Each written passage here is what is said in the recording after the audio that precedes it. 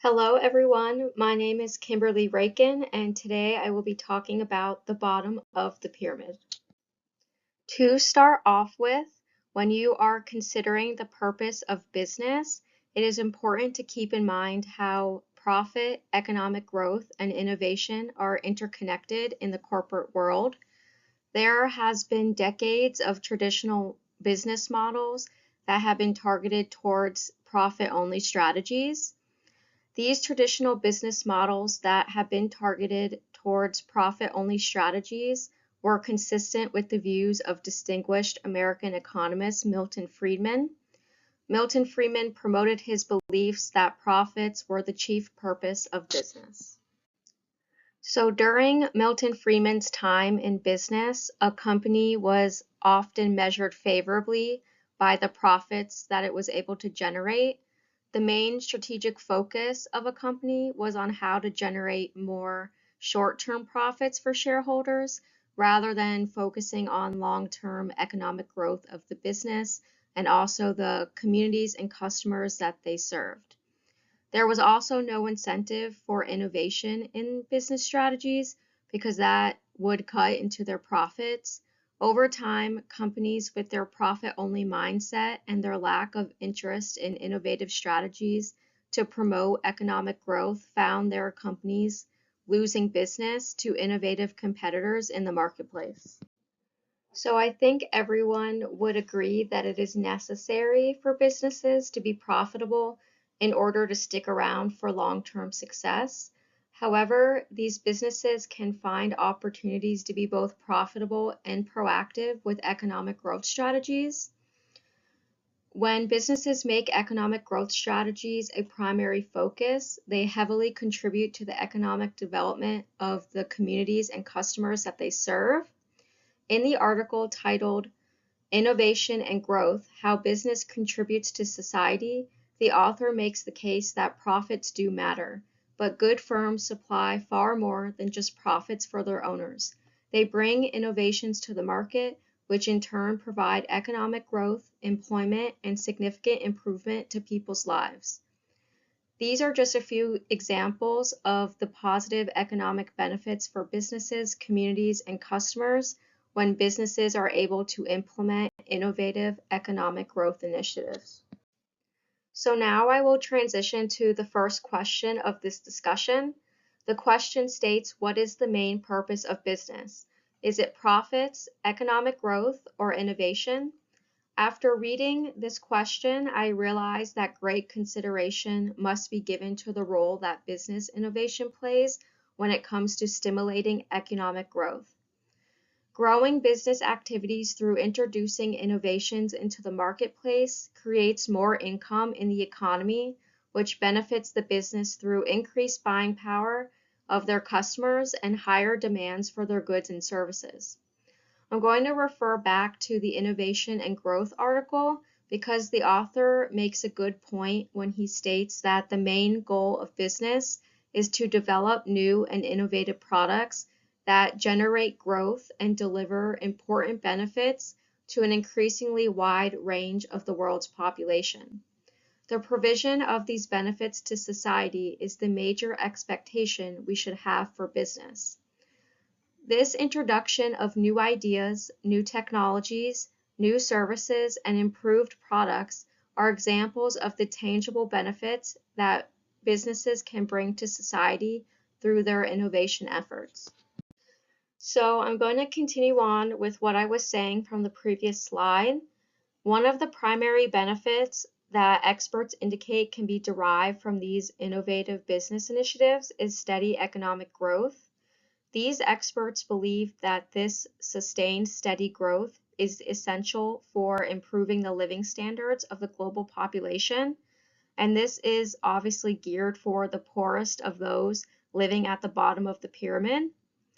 In the article Innovation and Growth, the author presents two types of innovations that play important roles in achieving economic growth. These two types of innovations are known as disruptive innovation and technological innovation.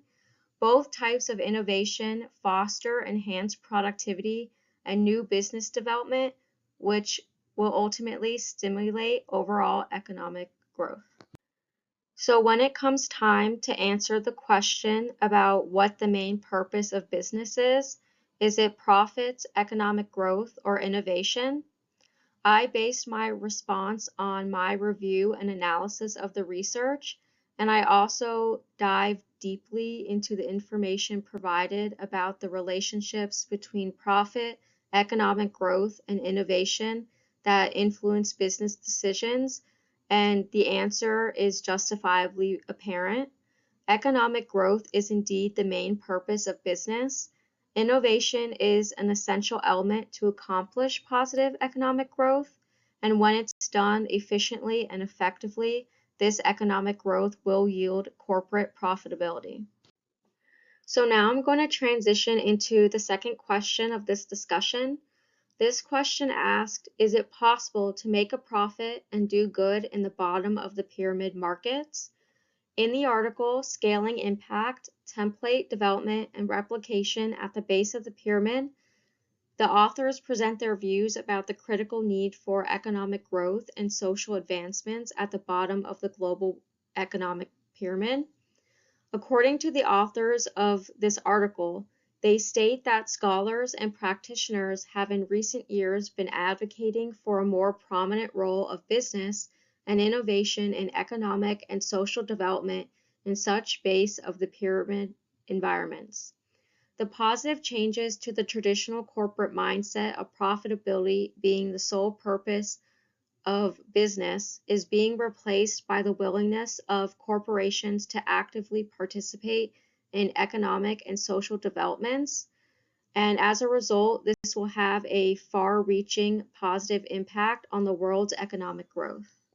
So after reading this question, I realized that there was a need for businesses who are considering this initiative to really recognize the significant challenges that the bottom of the pyramid environments present.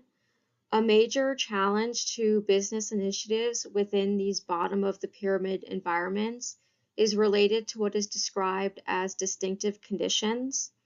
According to the authors of the Scaling Impact article, they state that billions of people included in the bottom of the pyramid reside across a wide range of geographics and cultures.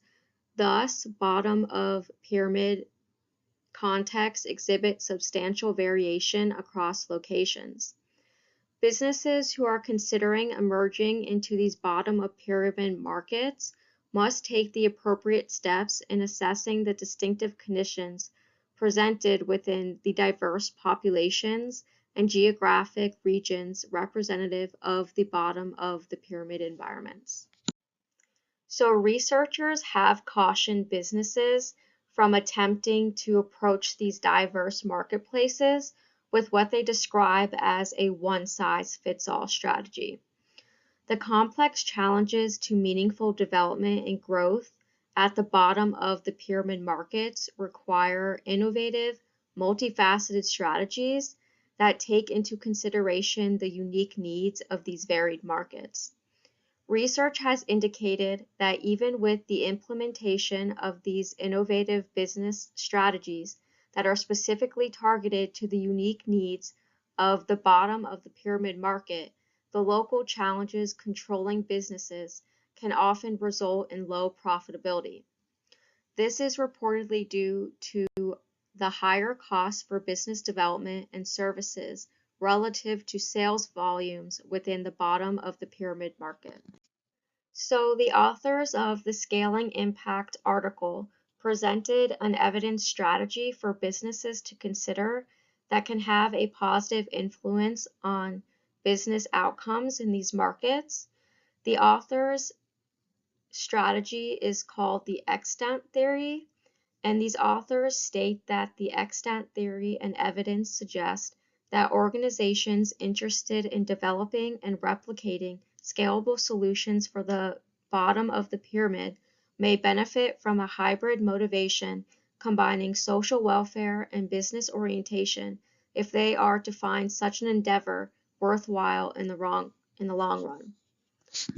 Though researchers have found this hybrid motivation concept to be beneficial in the successful replication of viable solutions for large portions of bottom of the pyramid populations in many geographic locations across the world, it is still recognized that different regions of the world and their diverse populations living within the bottom of the pyramid have distinctive needs and unique challenges. According to the United Nations, Africa has 54 countries within its continent, and there are currently around 486 million people within Africa's 54 countries living within the bottom of the pyramid. This vast amount of geography and enormous population brings unique challenges for business development within Africa's bottom of the pyramid markets. So now I'm going to transition into the 4 types of economies in Africa. In the article, The Globe, Cracking the Next Growth Market, Africa, the authors provide their expertise relating to the unique African economy, its fast-paced growth, and its challenges in terms of business development. In the article, the authors break down the economies in Africa into the diversified economies, the oil exporters, the transition economies, and the pre-transition economies. The diversified economies are the countries that have high per capita income. The oil exporters are economies that are experiencing steady growth. Their transition economies are slightly lower per capita income, but they are still experiencing rapid growth. And the pre-transition economies are extremely low per capita income with some growth expansion. These are the countries that are the poorest population in Africa. So the lack of basics such as stable governments, strong public institutions, and sustainable agricultural development are the distinctive conditions researchers have continually identified within the bottom of the pyramid markets that have challenged businesses attempting to provide economic and social development. One of the most essential innovative measures that can have a significant impact on the economies of Africa is digital transformation, as described in the article Digital Transformation in Africa Requires Homegrown Solutions. The author of the Digital Transformation article states that Africa's digital transformation will create opportunities that will benefit all of Africa's economies, but there are challenges to overcome in the development of homegrown enterprise solutions to make the transformation successful. Digital innovation is considered one of the most significant business strategies to support the overall objectives within the bottom of the pyramid markets. In conclusion, it is important to note that while the economic and social challenges experienced by the bottom of the pyramid populations in the African countries are more intensified due to the complexities of Africa's 4 types of economies, there are opportunities for willing businesses to implement innovative business strategies to overcome these unique challenges. The authors and their articles assigned for this discussion paper provide expert recommendations and evidence-based solutions that, when properly implemented, can provide businesses with both economic profitability and social impact. And these are the references that I use for this discussion. Thank you guys for watching, and I'm looking forward to hearing your feedback. Thank you.